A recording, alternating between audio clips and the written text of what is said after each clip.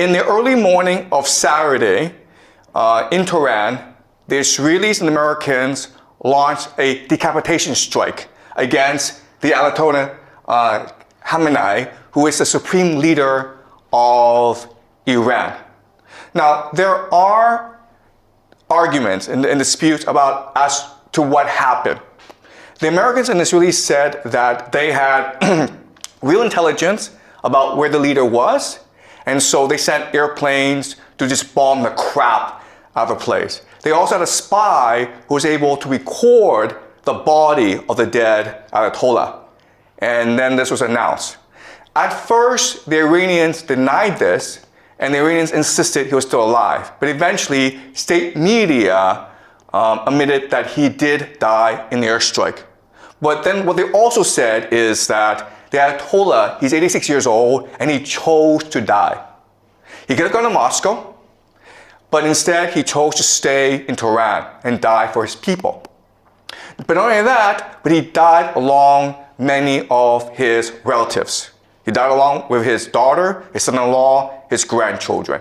So many of the family died in this assault. Also, there's been reporting that he had prostate cancer. Okay, so he was going to die fairly soon as well.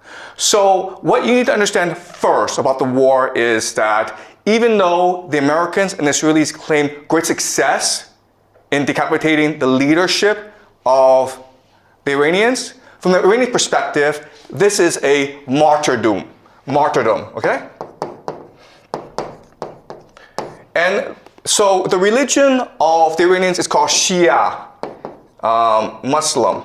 And this is different from Sunni Muslim. So Sunnis are the majority. They're about 9% of all Muslims in the world. The Shia have always been the minority. And as such, they've always been persecuted.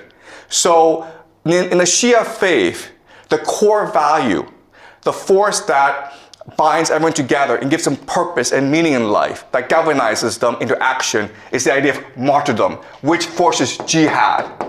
To sacrifice yourself for your religion, sacrifice yourself for the common good. So think of the death of Khamenei as a sacrifice, a self-sacrifice, in order to motivate the Iranians in this war, okay? So that's the first thing you need to understand.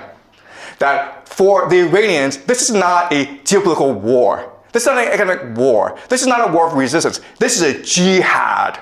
Okay? It's a war against the great Satan to avenge their leader. They will fight to the death. All right? That's number one. Number two is this.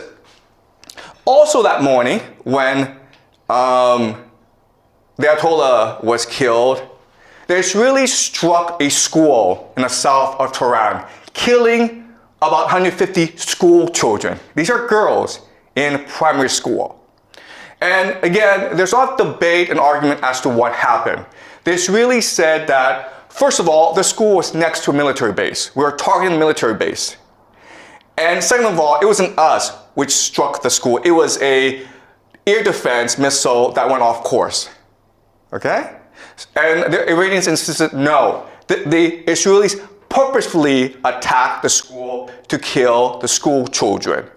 And then you're like, why would the Israelis do that?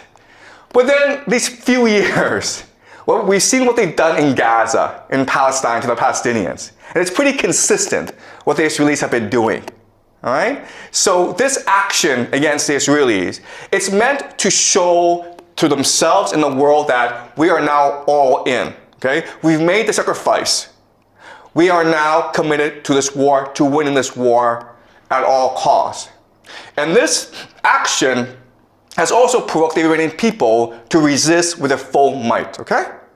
So I want you to keep this in mind. And again, we don't have complete evidence that it's the Israelis who did this, but given past actions from the Israelis, this is fairly consistent with what they've done, okay? So we can assume that this is something the Israelis did. Why they did this, what the purpose is something we will discuss as we move on, okay? It's very complicated. Next, I want to show you this. This is Dubai. And Dubai is considered one of the wealthiest, safest cities in the world. There are thousands, tens of thousands of Westerners who move to Dubai because it's clean, you don't pay any taxes, you make a lot of money, and there are great restaurants. And this is really the economic model of Dubai. It's one of the GCC countries, okay? The Gulf coastal countries. And for the longest time, Dubai had a really good deal because they were under the protection of the American military. So they didn't have to pay for defense. And then they were in the Middle East, which is the oil producing center of the world. And so they focus on aviation, they focus on logistics, they focus on finance, on tourism. They became extremely wealthy, right? I'm not sure if you've taken Emirates, one of the best airlines in the world. So their airport, Dubai Airport, is the busiest in the world. And Dubai, for the longest time, was flourishing under American protection. And Dubai said to the world, listen, we're like Switzerland, we're neutral. We don't want any involvement in any wars. We're here just to take care of our citizens, to make sure everyone has a good time, to make money. And then right after the war started, the Iranians attacked the GCC, okay? Dubai, Abu Dhabi, Bahrain, Qatar, Kuwait, they attacked these places. And these places were like, what's going on? We're neutral, man. We're not involved in this war. And the airport was shut down in Dubai. At one point, the rich people in Dubai were willing to pay about $250,000 US just to get on a plane and get out of there. Okay? So, the reality is this. For the longest time, Dubai had a reputation for being safe, and that's why people moved their money there. Guess what, guys? After what the Iranians did, it's dead. Dubai as a city, in the long term, it is dead. Because you're a wealthy Westerner, you're not going to move to a place where it could be attacked anytime by the Iranians. You might move to Singapore, you might move to Hong Kong, Japan, South America, but you're not moving to Dubai, okay? So the big question for us is, why did the Iranians do this? It was the Israelis and the Americans who attacked you. Why go after the GCC? All right? And not only that, but they're escalating the attacks against the GCC. So this is something that we will look at very closely today. Well, the short answer is because these places, even though they pretend to be neutral, they house the American military. They allow the Israelis and the Americans to use their airspace to attack Iran from. All right? So this is Bahrain. Now, Bahrain is interesting, okay? Because I want you guys to remember this. But Bahrain will probably be one of the major centers of this conflict.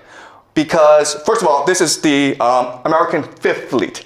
All right? This is their naval base in the Middle East. And as you can see, the Iranians are attacking it with missiles.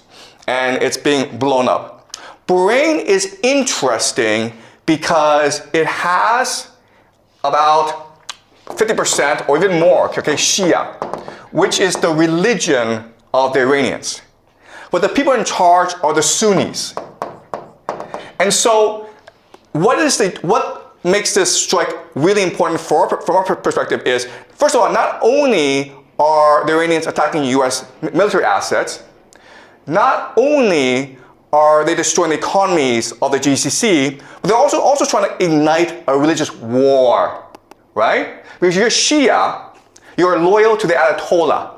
And if he's dead, then you must, as a religious obligation, now commit jihad against your enemies. And it's no different in other religions where, listen, if you want to kill the Pope, the Catholics would be really angry at you and they would want to kill you, right? So now you have the Shia who will probably eventually arise, creating a revolution in Bahrain, okay? So I think Bahrain will be the first to fall. Dubai will probably go bankrupt, okay? But in the long term, we can expect the entire GCC area, including Saudi Arabia, to eventually collapse, okay? And so this is something we'll use game theory to understand.